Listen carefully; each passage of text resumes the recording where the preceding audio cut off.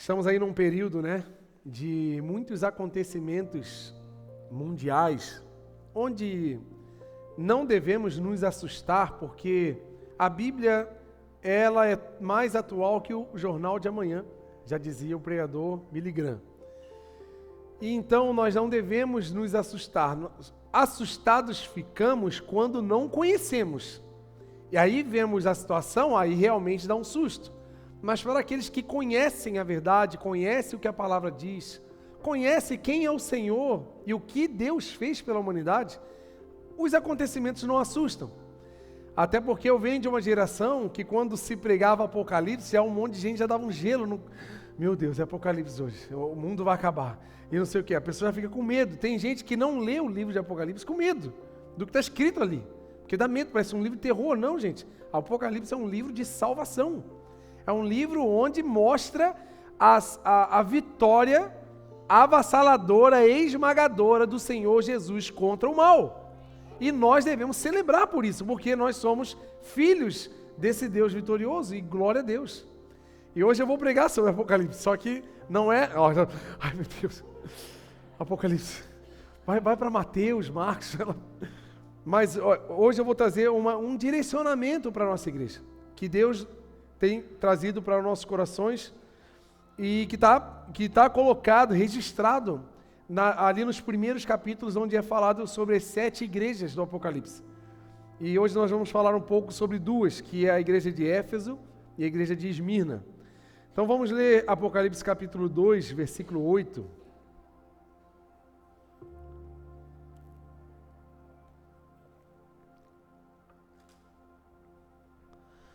Ao anjo da igreja em Esmirna escreva: estas são as palavras daquele que é o primeiro e último, que morreu e tornou a viver.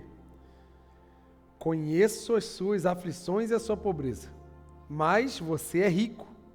Conheço a blasfêmia dos que se dizem judeus, mas não são, sendo antes sinagoga de Satanás.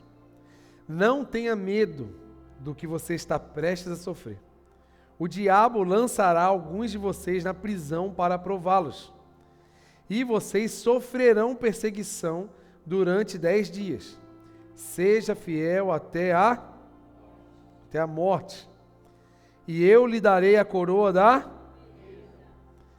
Aquele que tem ouvidos, ouça o que o Espírito diz às igrejas. O vencedor de modo algum sofrerá a segunda morte. Aqui ele está falando, segunda morte é o quê? Que a primeira morte nossa é a morte física. Então ele já está avisando, vocês sofrerão.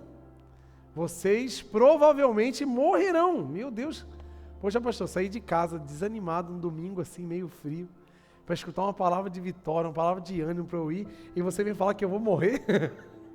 Você vem me jogar já na lona? Poxa, eu vim para me animar e você está me desanimando? Não, eu quero te animar, porque essa primeira morte nós não escaparemos, mas sim estamos livres da segunda morte, que se chama morte eterna, porque Ele garantiu para mim e para você a nossa passagem direto para a vida eterna. Nós estaremos com Ele quando tudo isso aqui acabar, e isso é um motivo de estarmos alegres, apesar de sofrimentos que iremos sofrer, iremos passar, mas isso é algo para um segundo capítulo da pregação, amém? Glória a Deus, vamos para cima. Eu quero falar sobre a igreja de Esmirna, por que foi escrita essa carta, esses comentários. Primeiro que a cidade de Esmirna era uma cidade muito linda, localizada a mais ou menos 50 quilômetros da cidade de Éfeso, uma grande cidade. Ela era uma cidade portuária, então tinha muito movimento de muitas pessoas, de várias nações. E uma cidade que tinha como adoração principal a adoração ao imperador, ao imperador Tibério. Então era uma cidade de muito comércio, de muito dinheiro, de muita movimentação na questão financeira. Se vocês conhecem cidade portuária, geralmente tem alguns problemas com prostituição, problemas com drogas hoje, Então provavelmente na época também tinha muitos problemas nesse sentido. E um dos principais problemas que Esmirna tinha também era a idolatria. Por ela estar localizada numa cidade também complicada geograficamente, por ser uma cidade portuária, a religiosidade de Esmirna, ela tinha uma tendência aos cultos recheados de licenciosidade. O que é licenciosidade? Cultos com orgias, cultos voltados ao sexo. Então havia uma deturpação enorme religiosa naquela cidade. É uma cidade muito complicada. Então, se falando do cristianismo, dos judeus cristãos e dos gentios que seguiam a Jesus, eles traziam uma política de vida diferente da realidade de uma cidade nesse contexto. Concorda comigo que um cristão vivendo em Esmirna, ele ia ser diferente, sim ou não? Sim, né? Ele ia ser um ponto fora da curva. Porque, primeiro, ele não se prostituía. Segundo, ele não era dos cultos religiosos. Ele não fazia parte das questões financeiras. Então, ele sofria muitas perseguições. Então, eles ganhavam muitos inimigos por causa da postura diante de Deus que eles assumiam. Então, por ter todo esse contexto, a igreja era, de certa forma, no meio natural, uma igreja enfraquecida. Porque a Bíblia fala que era uma igreja pobre, eles eram pobres. A pobreza no natural, mas ao mesmo tempo Deus fala o quê? Mas vocês são ricos, porque vocês não têm matéria, mas têm o Espírito Santo. Então, às vezes, nós não podemos ser guiados por uma grande estrutura, não podemos ser guiados pelas coisas que nós não temos, não podemos nos desanimar porque nós não temos tal coisa. A gente tem que desanimar o dia que a gente não tiver o Espírito Santo, gente. Então, às vezes, o nosso contexto de vida, a nossa infraestrutura de vida, de casa, de mobilidade, do financeiro, quem sabe não é exatamente o sonho que você tem de uma vida estável financeiramente, mas tenha uma vida estável espiritualmente com o Senhor, porque essa vida é passageira. Então, se a gente ficar investindo todos os dias para resolver o meio natural, daqui a pouco acaba o tempo e a gente não fez nada. Então, Deus está trazendo esse panorama para a gente. E tanto que em Esmirna, se você procurar nas pesquisas aí, foi morto um homem muito conhecido, que é o Policarpo de Esmirna, que foi queimado vivo e, por causa da sua postura diante do cristianismo e tudo mais, foi denunciado pelos próprios judeus. Então, as qualidades dessa igreja: era uma igreja que passava por tribulação, mas não desistia. Porque ser um cristão em Esmirna era viver perigosamente. Alguém aqui passou por algum perigo assim, para chegar aqui na igreja hoje? Não. No máximo uma Judite aqui no terreno, né? Para quem não conhece, a Judite é uma das capivaras que nós temos aqui no terreno da igreja. No máximo o teu carro ficou mais longe, a Judite estava perto e ficou com medo. Nós não passamos por nenhum tipo de risco. Mas em Esmirna era perigoso ser cristão, porque eles passavam por vários tipos de perseguições, que eu já vou passar para vocês. Outra questão da igreja de Esmirna: era uma igreja pobre. O termo usado por João ali, escrevendo o grego, a palavra pobre, ele usa a palavra toquia. Toquia significa no grego pobreza extrema. Gente, ser pobre é uma coisa, agora ser pobre no extremo, agora é outra coisa bem diferente. Ser pobre, às vezes a gente reclama, mas nós não sabemos o que é realmente uma pobreza extrema. Mas por que eles chegavam na pobreza extrema? Porque assim, quando os judeus cristãos ou os gentios cristãos eram descobertos, o governo tomava tudo que eles tinham. E eles não tinham direito a nada, e eles se tornavam escravos. Então eles não tinham nada. Aqueles que conseguiam fugir da escravidão viviam no submundo, escondidos. Então eles não tinham condições de nada. Então é esse nível, o nível da igreja de Esmirna. Agora tu chega às 7 horas da noite, botou aquele perfume, escovou o dente, deu aquele tapa no pouco cabelo que tu tem. Vem para uma igreja onde tem uma mesa de café extraordinária, um monte de gente bonita do teu lado. Olha para alguém do teu lado desse, olha que pessoa bonita que está desse teu lado aí, olha aí. Tem lugar que só tem gente feia, cara, mas aqui só tem gente bonita. Eu não sei em outro lugar, mas aqui só estou vendo gente bonita. Tá diferente de Esmirna, sim ou não? Tem gente que viu alguém feio e falou assim: não, aqui tá igualzinho Esmirna. Pergunta se tu é de Esmirna, né? Só pode ser, né? Para você ver que a nossa caminhada cristã hoje, ela é muito facilitada. Porque nós temos uma tendência a valorizar e a celebrar a dificuldade, né? Nossa, é muito difícil. E a dificuldade sempre é mais celebrada do que a facilidade. Então olhe para as facilidades que você tem de servir ao Senhor, de vir numa igreja, de encontrar os seus amigos, os seus irmãos, de glorificar o Senhor, voltar para sua casa tranquilamente, sem que nada aconteça. Os crentes de Esmina não tinham essa liberdade que nós temos aqui. Outra coisa, eles sofriam a prisão, literalmente, né? Eles eram presos e na prisão eles passavam por vários problemas. Eles morriam por 3 motivos. Primeiro, de fome. Alguns já morriam de fome durante a semana ou mês. Outros morriam por pegar doenças na cadeia. E outros eram assassinados dentro da própria cadeia. Então não tinha não era uma carreira de glamour, purpurina e glória ser crente, igual para muitos hoje. Não, agora eu vou firmar na igreja porque eu tenho muitas coisas para pedir para o Senhor. Eu preciso ser promovido, eu preciso casar que eu estou encalhado, eu preciso de uma casa própria, eu preciso de uma viagem, então eu não vou faltar os cultos, eu não vou parar de dizimar, eu não vou parar de ofertar, porque eu preciso que o Senhor, eu preciso entrar no reino de Deus para desfrutar das coisas. Gente, não tem nada a ver. Olha o que era um crente em Esmina. Esses aqui foram chamados de ricos pelo Senhor. Se o Senhor vir falar comigo hoje, será que Ele vai me chamar de rico ou de pobre? O que é ser rico hoje?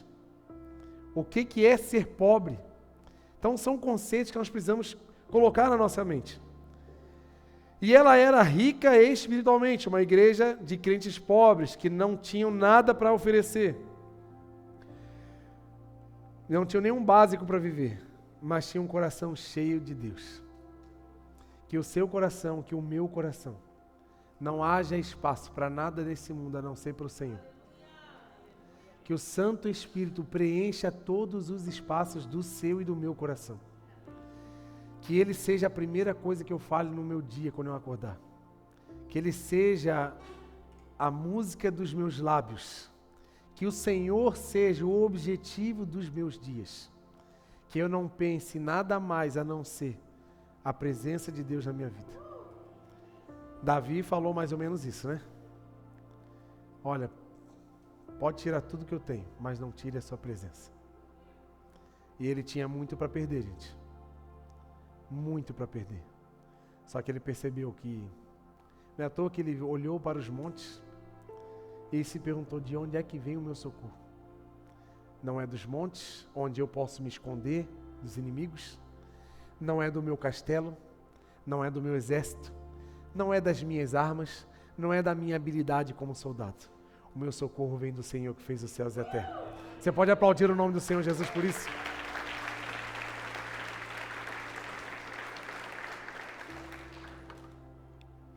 E as perseguições?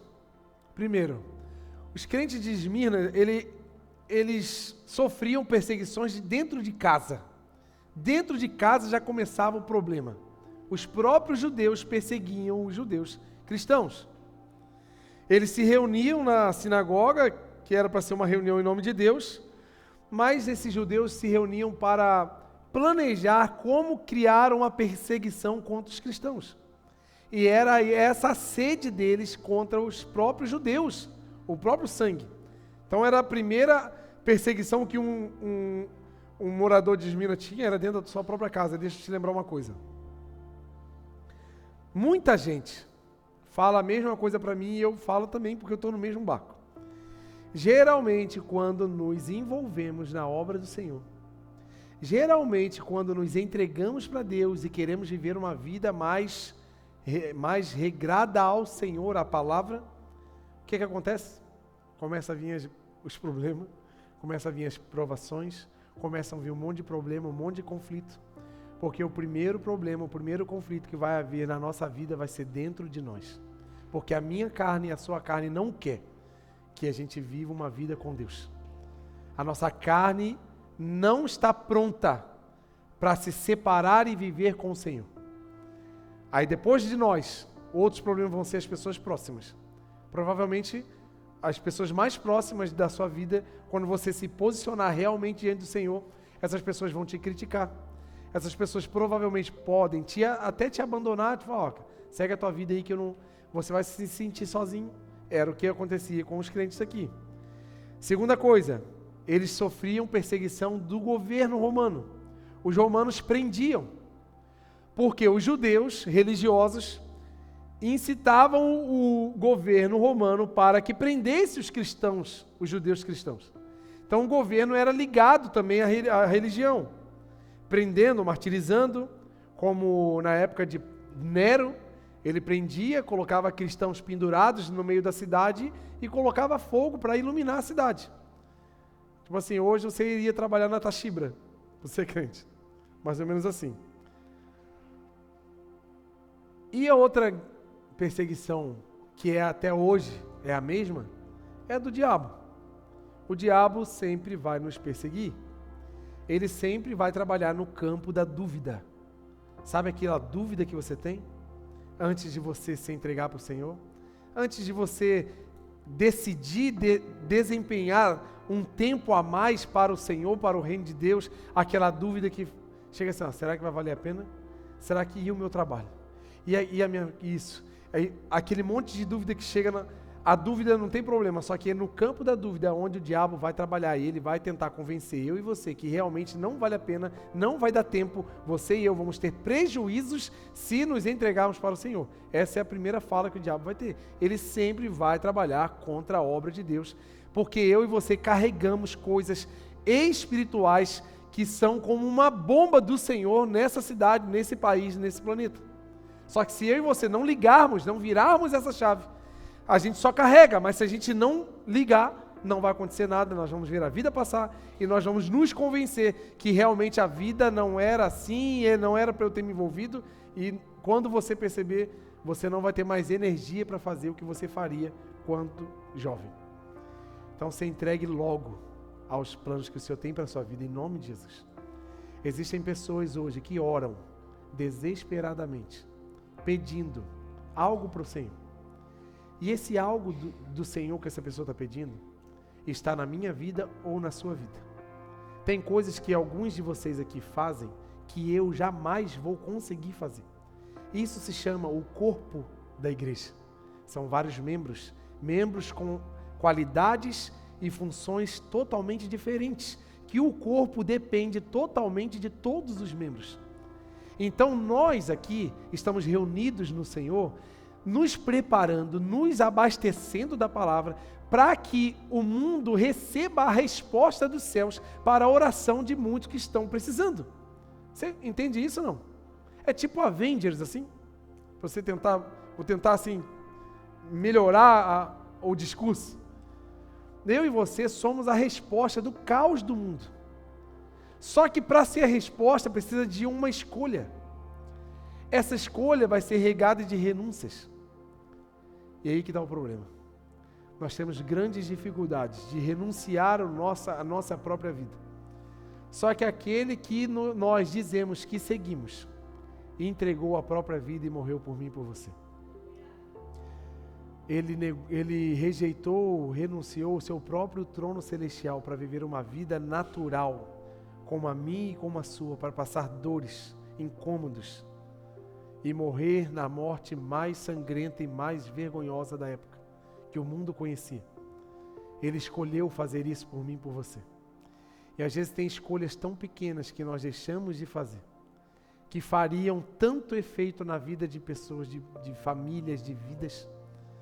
É um clamor que Deus está colocando nessa igreja. Se entrega logo para o Senhor. Para de enrolar em nome de Jesus. Olhe para alguém do seu lado assim, fala assim, se entrega logo. Você fala assim, você carrega coisas extraordinárias na tua vida. Fala, profetiza aí, me ajuda a profetizar em nome de Jesus. Porque tem um monte de teimoso aqui que não está entendendo o que eu estou falando. Talvez você do lado aí tu consegue falar e tu consegue me ajudar. Que a minha avó que está muito longe do teu ouvido. Às vezes uma pessoa bem do teu lado e fala assim, ô teimoso, para. Vai me ajudar. E o diabo é esse, ele é maligno e furioso. Gente, o diabo não brinca. Ele não brinca. Ele não vai ficar olhando você fazendo as coisas e vai ficar tipo, deixa. O trabalho dele é muito organizado, muito planejado para que dê tudo errado, para que eu e você não consiga fazer o que Deus quer que a gente faça. Sempre vai dar algum enrosco, alguma agenda, alguma coisa, como diz aquela, né? Aquela fala assim, sempre quando eu saio assim, no momento fora para vir ver alguma coisa na igreja, aquela fala assim, vai acontecer alguma catástrofe que tu vai ter que ficar lá até amanhã. Fala, amor, pode esperar as piores catástrofes que eu estou pronto para resolver. Eu estou aqui para isso. Mas vai acontecer alguma catástrofe que vai evitar que você ligue o botão. Mas em nome de Jesus, eu creio que hoje é o dia em que você e eu vamos ligar o botão de on agora. Então vai falar assim, ó, Deus, vem em mim que o Pai está on. Fechou? Você está comigo aí, amém? E o diabo tem as forças, as maneiras, né? Ele tenta dividir as famílias, dividir os casamentos, dividir a igreja, trazer problemas, trazer dificuldades, porque a igreja forte é uma igreja unida. Uma igreja relevante é uma igreja que vive em amor e unidade. Porque existe um grande problema em muitas igrejas de ter milhares de pessoas sentadas ouvindo e reunidas, porém não unidas. Então, para mim, é uma grande frustração saber que um grande público como nós estamos aqui hoje, estarmos reunidos, mas não conseguirmos nos unir no propósito do Senhor. Essa é uma grande frustração de qualquer pastor que esteja tentando viver os propósitos do Senhor. A não ser que eu esteja aqui apenas me beneficiando de um público que senta para me ouvir. Mas não é para isso que eu estou aqui. Eu estou aqui para me unir a um grande povo que fará a diferença nessa cidade e vai levar o evangelho para todo mundo, todo blumenauense vai pelo menos ouvir o nome de Jesus por causa dessa igreja aqui. E eu sou só uma boca, só uma voz. Nós precisamos nos unir no propósito do Senhor. Nós precisamos realmente andar unidos. Mas para andar unido, aí que está o B.O. A gente tem que, todo mundo aqui é um porco espinho. Você vai abraçar o porco espinho, o que é que acontece contigo? Ai. Só que você também tem seus espinhos, né, meu amorzinho? Né, fofura do Senhor? Porque a gente só vê o espinho do outro. A gente só vê o que o outro faz de errado, mas a gente... Não, você também tem seus espinhozinhos. Quando abraçamos os nossos irmãos, temos que estar dispostos a suportar os espinhos, porque Ele também estará suportando os nossos espinhos. E se conseguirmos suportarmos uns aos outros, e quando a igreja for uma só, o mundo saberá quem é o Senhor. E essa é a força da igreja, a força da unidade. É parar com críticas, parar com desavenças, parar com julgamentos, e pelo contrário, ajuda, honra, amor, unidade. Uma igreja forte, é uma igreja unida, uma igreja verdadeira, uma igreja que anda em unidade. Você acredita no que eu estou falando aí, amém? E a unidade da igreja é a maior arma contra o inferno, porque o inferno não consegue lidar contra uma igreja unida. Como que nós conseguimos resistir o diabo? Tiago 4:7 vai dizer... A gente aprende só um pedaço desse versículo, né? O que esse versículo diz? A gente sempre resistiu o diabo e ele fugirá de vós. A gente só lembra desse pedaço, né? Mas ele tem uma palavra que muda todo o contexto. O que ele está falando aqui, ó? Portanto, submetam-se a Deus.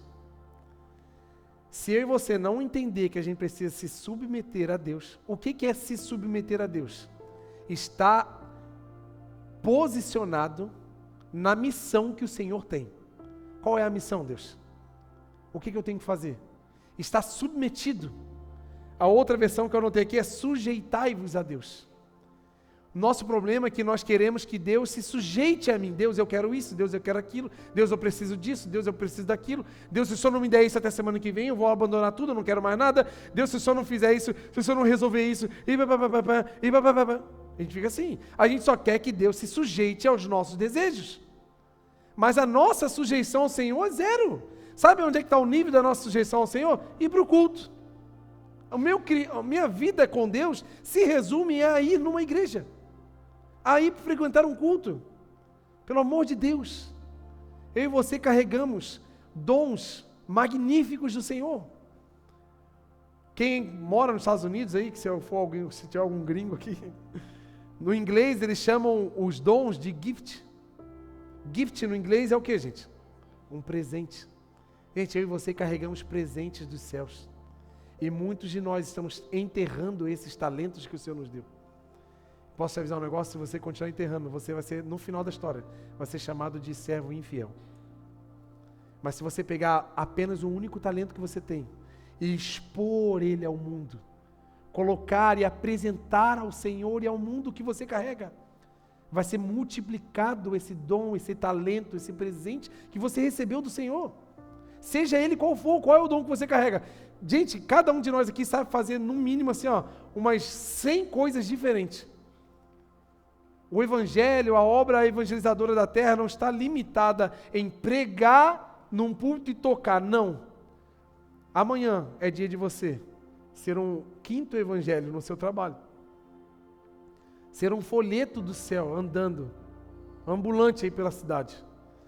Amanhã é dia de nós sairmos para a missão. Qual vai ser a nossa pergunta amanhã de manhã? Deus, qual é a missão de hoje? Aqui eu comecei a me submeter ao Senhor.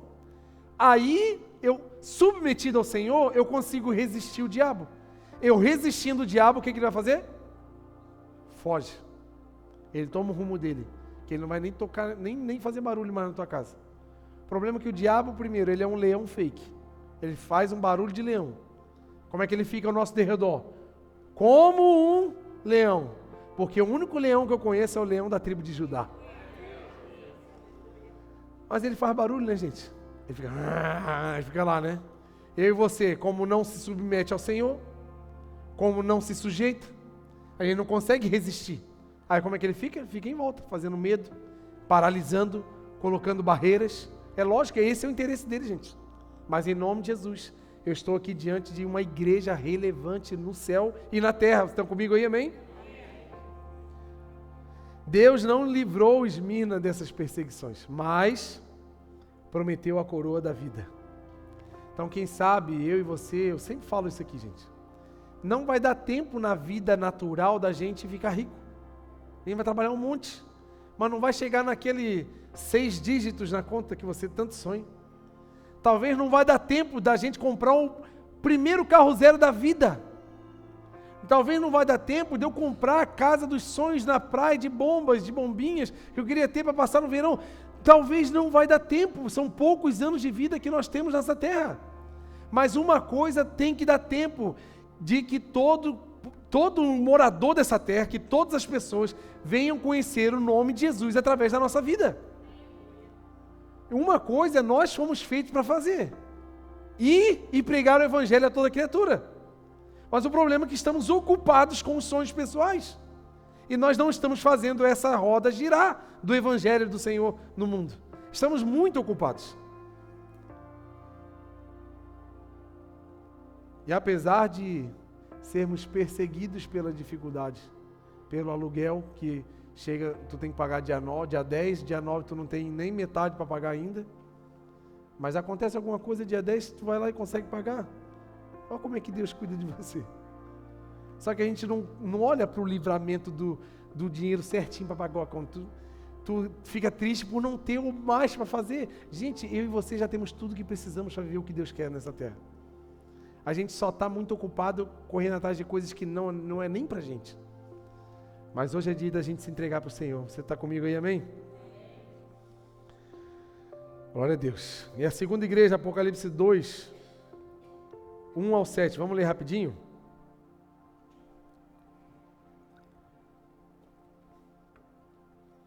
Essa enchente aí atrasou, gente. Mas essa semana, em nome de Jesus, vai ser instalado mais 2 ar-condicionados aqui para a glória do Senhor Jesus. Eu estou sentindo calor. A Keila não pôde vir hoje, que a avó dela faleceu hoje de manhã. Então a gente foi lá para Itajaí, no velório, ela ficou lá para ficar junto com a mãe dela. E a mulher sempre dá aquelas orientadas. Amor, bota aquela blusa, aquela calça, pá. Aquela segurança que o homem tem de ir bonito para a igreja, né? Quando a mulher dá a letra, né? Eu estou morrendo de calor com essa roupa que aquilo me orientou para botar, depois eu converso com ela. Amém. Ao anjo da igreja em Éfeso, escreva: estas são as palavras daquele que tem as 7 estrelas na sua mão direita e anda entre os 7 candelabros de ouro. Eu estou na mesma versão? Estou. O que ele está falando aqui é 7 estrelas, são as 7 igrejas, então nós, igreja do Senhor, estamos na mão de Deus. Apesar das dificuldades, perseguições, problemas, Deus ainda cuida da sua igreja. Nós estamos na mão dele. E nós não só estamos na mão do Senhor, ele cuidando de nós, sustentando a igreja, ele anda no meio da igreja. Por isso que ele fala: estou andando no meio dos castiçais de ouro, dos candelabros. Então Deus está andando no nosso meio. Tu acredita nisso ou não? Talvez uns precisam sentir um arrepio para dizer: nossa, senti Deus. Outros têm uma fé madura o bastante para saber que Deus está aqui. Apesar de eu não ter sentido um arrepio nas minhas emoções, mas pela fé eu creio que Deus está no meio da sua igreja. Deus habita no meio dos louvores. Deus habita onde estiver 2 ou 3 reunidos em meu nome, lá estarei. Então, se nós estamos no nome do Senhor, você acha que Deus não está aqui? É lógico que Ele está. Aquele que tem fé, ele entende, ele sabe que o Senhor está com ele. Apesar das dificuldades que vamos viver, gente. Dificuldades essas naturais da vida. Decepções, perdas, prejuízos. Mas em nenhum momento Deus deixou de ficar do seu lado. Ele prometeu que ficaria com a gente até a consumação dos séculos. Então Ele está com você. Pode falar para alguém: ei, Deus está contigo. Fala firme, olha dentro do olho e fala assim: ei, Deus está contigo. Para de andar com medo. Para de ficar com esse negócio aí que você tem aí. Vamos lá. Olha o que Deus está falando para a igreja. Eu conheço as suas obras, o seu trabalho árduo e a sua perseverança. Sei que você não pode tolerar homens maus, que pôs à prova os que dizem ser apóstolos, mas não são, e descobriu que eles eram impostores. Vocês têm perseverado e suportado sofrimentos por causa do meu nome e não têm desfalecido. Olha que igreja poderosa. Contra você, porém, tenho isto: você abandonou o seu primeiro amor. Lembre-se onde você caiu. Arrependa-se. Pratique as obras que praticava no princípio. Se não se arrepender, virei a você e tirarei o seu candelabro do lugar. Mas há uma coisa ao seu favor: você odeia as práticas dos nicolaítas, como eu também as odeio. Aquele que tem ouvidos, ouça o que o Espírito diz às igrejas. Ao vencedor darei direito de comer da árvore da vida, que está no paraíso de Deus. Aqui uma igreja numa cidade muito próspera, né? Só a muralha de Éfeso tinha mais de 9 quilômetros de extensão. Uma cidade na época da Bíblia que tinha muralha fortificada era uma cidade rica. Uma cidade rica porque ela tinha condições de construir a muralha e, segundo, porque ela tinha proteção da muralha. Então ela conseguia suportar os inimigos que avançavam contra. Então ele conseguia manter as suas riquezas. Era um lugar onde tinha um teatro, né, muito grande, onde pensadores levavam seus pensamentos. A filosofia era muito forte naquela época. Então tinha um grupo de discípulos que se reuniam lá em Éfeso, e eles fizeram o batismo do arrependimento, o batismo de João, né? Então quando Paulo chegou lá e conheceu esses discípulos, e perguntou: e aí, vocês conhecem o Espírito Santo? Não, a gente não sabe nada sobre isso. E como é que é? Porque a gente só se batizou nas águas, e como é que funciona isso? Aí ele falou assim, aí ele começou a explicar sobre o Espírito Santo. Tudo isso está registrado em Atos 19. Ele começou a explicar, e no meio da palavra eles foram batizados no Espírito Santo, e começou a endoidar tudo na sala, na casa, e eles foram cheios do Espírito Santo, e foi incrível o que aconteceu. Paulo ficou praticamente 2 anos em Éfeso, e nesse período que ele ficou, ele também conheceu uns rapazes que profetizavam em nome do Senhor, só que não conheciam a Deus o bastante. E eles viram um homem endemoniado, e esse cara endemoniado lá fazendo barulho na cidade. Eles falaram: em nome do Deus que Paulo fala aí, seja liberto. Aí o diabão lá no corpo do cara falou assim: o quê? Acho que ele era carioca. O quê? Ele falou assim, né? Qual é, mano? Pegou e deu uma coça nesses rapazes, deixou eles todos sem roupa, todo lanhado, todo arranhado, tudo machucado, porque eles não conheciam a Deus, não tinham autoridade o bastante para fazer o que eles estavam fazendo. Aí depois que aconteceu tudo isso, a cidade entrou num temor muito forte, e Paulo pregando assiduamente ali, todos os dias, e todo sábado, sempre quando tinha oportunidade.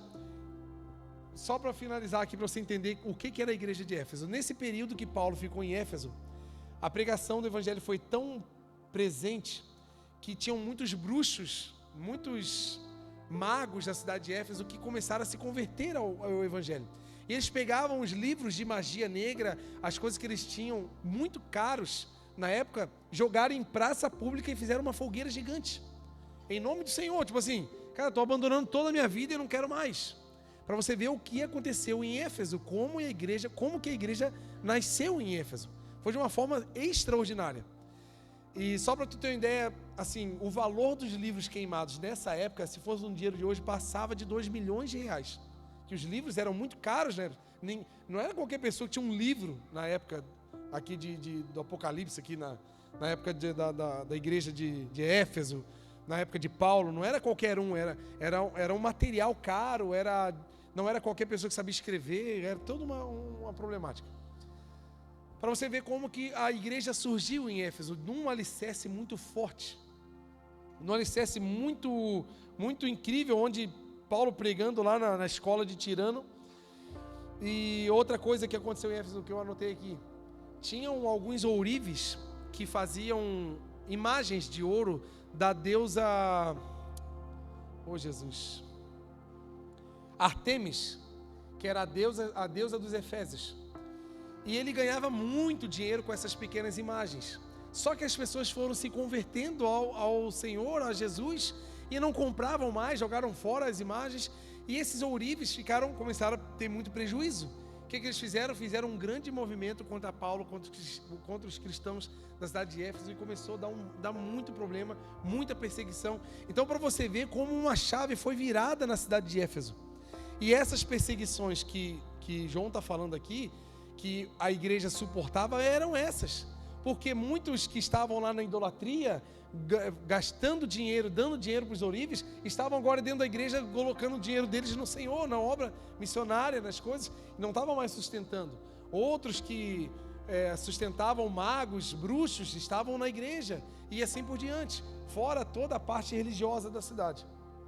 Então aqui tinha algumas qualidades. Era uma igreja com muitas obras, né, com boas obras. Era uma igreja que trabalhava muito, uma igreja intolerante ao pecado, era uma igreja que não se deixava enganar com falsos ensinamentos, era uma igreja que sofria perseguições, mas não desistia, e também era uma igreja que não se misturava com os nicolaítas. Nicolaítas é um grupo na época que eles tinham também essa questão de religiosidade voltada para a área sexual, era bem complicado. Também não vou entrar muito nos detalhes dele, é um negócio que é falar de Jesus, dessas coisas ruins, deixa para lá. Mas, para vocês entenderem, era uma igreja muito aparelhada, era uma igreja que já estava num nível muito bom de palavra, de estrutura, era uma igreja que estava sólida no seu entendimento do Senhor e no conhecimento da palavra. Ela não se enganava com qualquer ensinamento, qualquer pessoa que aparecia. Só que esse é um grande perigo para igrejas em crescimento, porque se nos unirmos em amor, em unidade, nós temos condições de fazer grandes coisas na nossa cidade, por exemplo.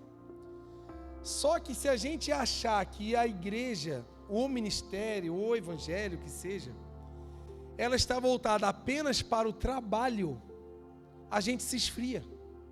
Porque tem dois lados da igreja. A igreja, para ser equilibrada, ela precisa ser ortodoxa. O que é uma igreja ortodoxa? Uma igreja que defende, que se pauta na palavra, e ela defende os princípios bíblicos. Ela vive as doutrinas bíblicas. Bíblicas, não humanas. Porque tem muitas doutrinas que são inventadas por homens. Costumes humanos. O que Paulo falava de rudimentos humanos? Tem costumes que são ótimos, mas não são obrigatórios. Não quer dizer que se eu não fizer eu vou morrer, vou para o inferno. Mas doutrinas bíblicas precisam ser seguidas. A gente tem que ter um bom discernimento sobre o que é doutrina bíblica e o que é doutrina humana. Tem uma diferença muito grande. E uma igreja ortodoxa, ela é essa, que gosta da palavra, que senta, ouve, guarda, anota, leva para casa, lê a Bíblia em casa, tem aquela vida devota ao Senhor, de oração. Só que a igreja não pode ser somente pautada nesse lado de uma plataforma. Porque para equilibrar uma igreja, ela precisa também ser piedosa. Então uma igreja bem equilibrada, ela é ortodoxa e piedosa. O que é uma igreja piedosa? É uma igreja apaixonada por pessoas. É uma igreja que quando vê um visitante chegar, ela já abraça, já conversa, já fica junto. Meu Deus, vem cá, olha aqui, o Kids é assim, vem cá, quer tomar uma aguinha, vem cá. Meu Deus, hoje tem uma mesa de café, vem cá tomar com a gente. Deixa eu pegar teu telefone, deixa eu mandar aqui para os meus amigos. Tem um pequeno grupo aqui. A igreja piedosa é aquela que não deixa o necessitado passar fome. A igreja ortodoxa, a igreja piedosa é aquele que se preocupa com o efeito da igreja na vida das pessoas. Só que o que acontece quando a igreja está apenas apoiada na piedade? É uma igreja apaixonada por homens. Então essa igreja vai negociar princípios bíblicos ao preço de ter pessoas na igreja. Aonde nós vemos muitas igrejas hiperlotadas. Só que o discurso dessa igreja é amaciando o ego de pessoas. É trazendo apenas o que as pessoas querem, não o que elas precisam. Então uma igreja recheada de pessoas piedosas é perigoso também. Porque senão nós vamos pegar a palavra e adaptar somente ao que é legal pra gente. Porque a ortodoxia, ela equilibra isso. Ela vai falar que nós estamos errados. A palavra vai nos confrontar. Alguém aqui já foi confrontado nesses últimos 40 minutos que eu estou falando? Não, sim ou não? Quem aqui já foi confrontado? Levanta a mão assim. Então, graças a Deus, estamos sendo ortodoxos. Porque se ninguém tivesse levantado a mão, eu ia me preocupar. Se você não sair daqui meio injuriado comigo, eu vou ficar injuriado. Eu prefiro que tu saia daqui com o bico, torcendo o bico. Esse carioca está me pegando, está falando coisa, deve estar sabendo lá de casa o que está acontecendo, está com a câmera lá em casa. Esse cara está querendo me confrontar. Se você não sair daqui assim, eu vou ter um pouco de frustração, porque eu preciso. Porque a palavra me confronta e eu preciso confrontar a igreja. Porque só assim vamos nos alinhar nos propósitos do Senhor. E aqui o que aconteceu? A igreja se apoiou demais no serviço, no trabalho, na palavra, na defesa da palavra, e esqueceu a paixão, que foi exatamente o único defeito dessa igreja. O que Deus falou para a igreja? Vocês perderam o primeiro, abandonaram o primeiro amor. Quem abandona o amor, gente? Quem abandona o primeiro amor, ele logo cai. Se você olhar para a vida do filho pródigo, ele esqueceu que a normalidade, os dias normais dentro de casa, com o pai, com a família, com a comida da mesa, com os animais no campo, com o irmão, ele esqueceu que aquilo era bom. Ele perdeu o amor pelo normal. Ele parou de valorizar o simples e queria o extraordinário, porque nós temos sempre várias linhas na nossa vida, né? Tem a realidade, tem o ideal. Às vezes a gente está vivendo uma realidade que não é o ideal, né? E tem o sonho. Geralmente eu sempre traço 3 linhas da minha vida. Eu quero olhar a minha realidade, como eu estou hoje, como é o meu ideal, porque eu preciso melhorar para chegar no ideal, e é o meu sonho, que às vezes eu não vou alcançar, mas pelo menos eu tenho que estar, né, apontando para ali. E o sonho é top, é incrível. E a gente viveu um dia extraordinário, de coisas lindas, de um momento incrível com o Senhor, uma sarça pegando fogo e não se consumindo, um mar se abrindo, andando sobre as águas, tudo isso são coisas extraordinárias. Só que nem todos os dias vão ser de coisas extraordinárias. Vamos ter muito mais dias no normal. Só que no normal Deus também está. Você acordou hoje numa cama que Deus te deu.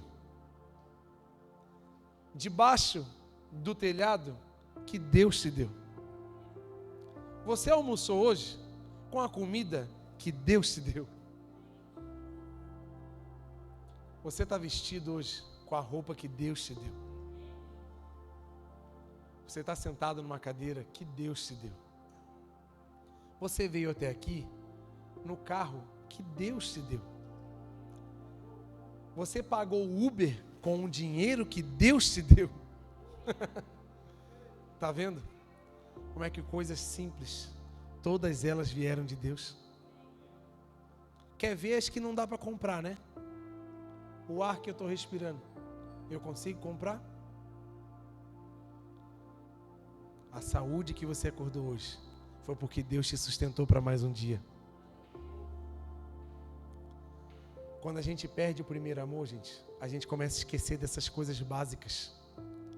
E a palavra básica, ela perdeu o valor porque a gente acha que o básico é o simples.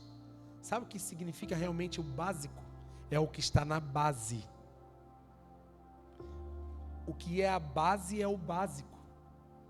E a gente esquece da base. Eu e você, graças a Deus, fomos agraciados pelo Senhor diante de uma enchente que não levou a sua casa, que não levou o seu carro. São coisas básicas que quando a gente perde o primeiro amor, a gente não valoriza. Tu tá casado porque Deus te ajudou, né? Porque do jeito que tu é. Ó, tá vendo? Eu não foi nem sorte, foi Deus. Só casei porque Deus me casou mesmo. Dependesse de mim. Feio, mal arrumado, pobre e envergonhado.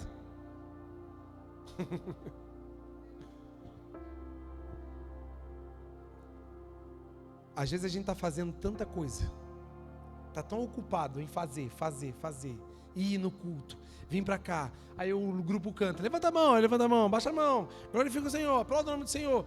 A gente tem que ser incentivado a coisas básicas que eu deveria estar fazendo por espontaneidade. Eu louvo ao Senhor por pessoas, por exemplo, que apesar desses dias sem culto, sem reuniões, mantiveram o seu compromisso com Deus e com o reino com os seus dízimos, por exemplo, porque no dia 10 a gente pagou o aluguel dessa casa, que é a conta mais alta que nós temos, para manter esse lugar aqui funcionando. Porque tiveram pessoas que mesmo sem culto, entregaram o seu dízimo ao Senhor, porque não depende de um momento que alguém venha incentivar. Porque muitos de nós precisamos ser incentivados, mas esquece, é nessa igreja, ninguém vai te implorar nada, porque nós entendemos do compromisso do coração de cada um com o Senhor. Não terá mecanismos financeiros para que, estratégias para fazer alguma coisa crescer financeiramente aqui, não. Mas nós precisamos nos atentar de que a minha vida independe de estímulos naturais. Porque se tem uma coisa que estimula a minha vida e a sua vida, foi Jesus pregado na cruz, colocando a minha vida e a sua vida no céu com Ele. Esse é o estímulo que nós temos. Eu e você, se morrermos agora, vamos morar no céu com Cristo. Porque Ele nos salvou. A gente até disso esquece. A gente está tão ocupado com a vida aqui. Não, porque eu preciso manter a minha imagem, eu preciso malhar para ficar bonito, eu preciso não sei o quê. Tudo isso é bom, tudo isso, meu Deus, eu preciso me policiar mais nessa área. Mas, mais do que isso, é saber a dependência de Deus que eu e você temos. Porque o trabalho é muito lindo. Tudo isso aqui é lindo, né? As luzes, a banda. Você chegou, tinha um pessoal preparado, tudo isso, o trabalho é muito legal, é muito lindo. Só que mais do que o trabalho, as pessoas são valorosas. O valor não está no que eu faço, está para quem eu estou fazendo. Então uma igreja não pode perder o amor pelas pessoas. O primeiro amor está ligado em vidas. Então eu não posso fazer coisas que não esteja relacionada a vidas. Se eu não valorizar a vida, eu perdi o primeiro amor. Tem gente que nem se amar mais, ama mais. Porque tá fazendo tão mal para si mesmo.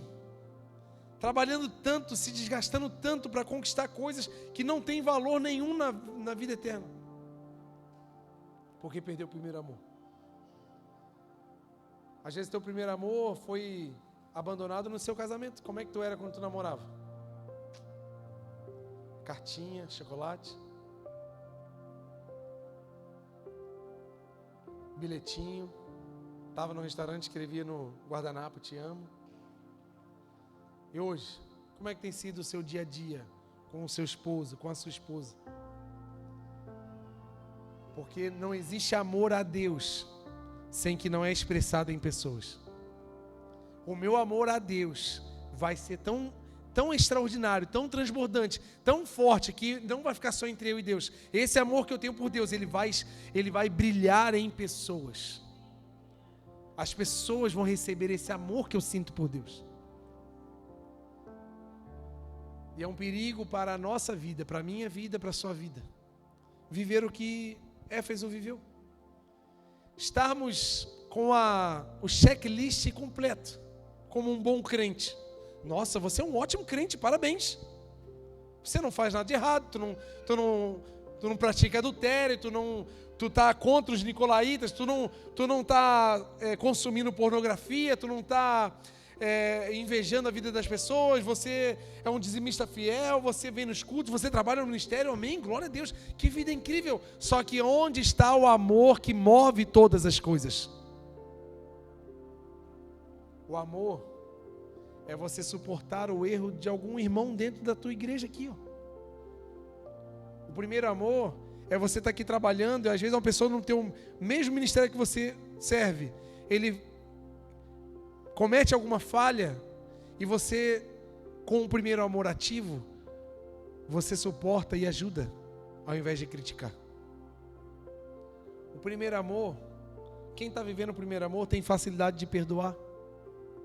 Tem facilidade de ajudar. Primeiro amor, uma igreja que vive o primeiro amor, ela se preocupa com as pessoas.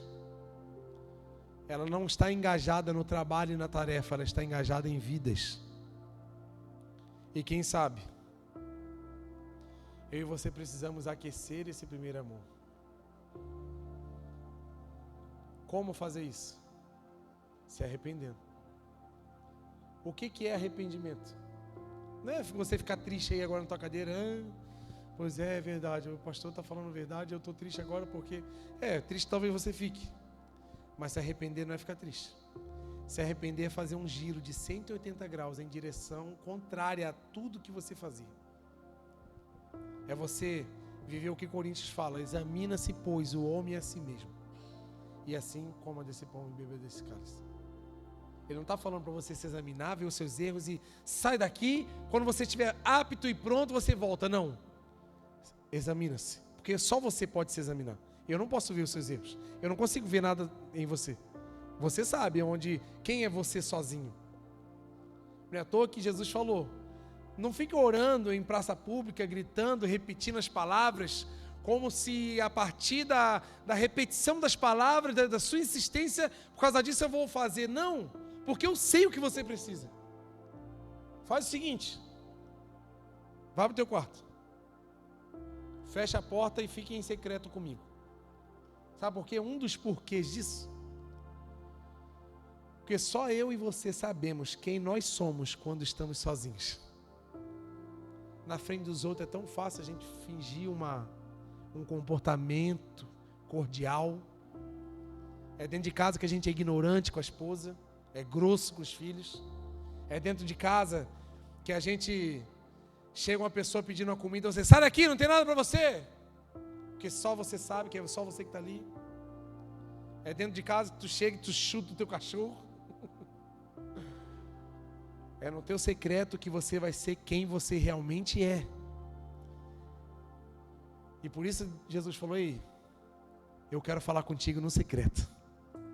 E lá eu vou te recompensar.